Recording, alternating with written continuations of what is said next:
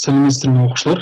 Тағы да бүгін жаңа айтқан есепті талдаймыз. Автомобиль жолдың 3/1-ін 48 км/сағат жылдамдықпен, ал қалған бөлігін 72 км/сағат жылдамдықпен жүріп өтті. Автомобильдің орташа жылдамдығын табу керек екен. Мұнда берілген жазайық. Берілгенде бізге не дейді?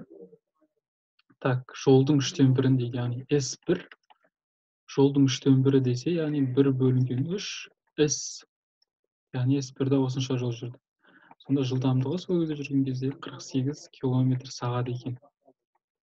Ал S2-міз сонда қалған бөлігі, сонда 3/1-дің қалған бөлігі ол 3/2 болады екен. Сонда 3/2 S жүреді. Сонда ол кезде V2 жылдамдығы 72 км/сағат екен. Табу керек V орташа. Сіздер білесіздер, орташа жылдамдықтың формуласы ол бізде S1 қосу S2 сумма жүргендердің T1 қосылған T2.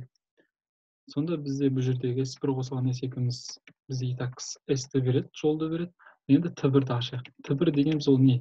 Ол S1 бөлінген V1 деген сөз, яғни T2 дегеніміз S2 бөлінген V2 деген сөз.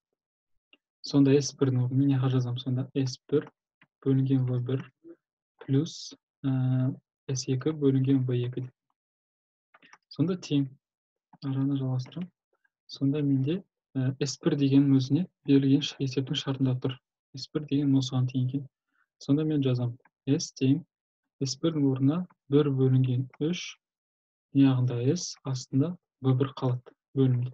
Қосамын 2-да S, 3, V2.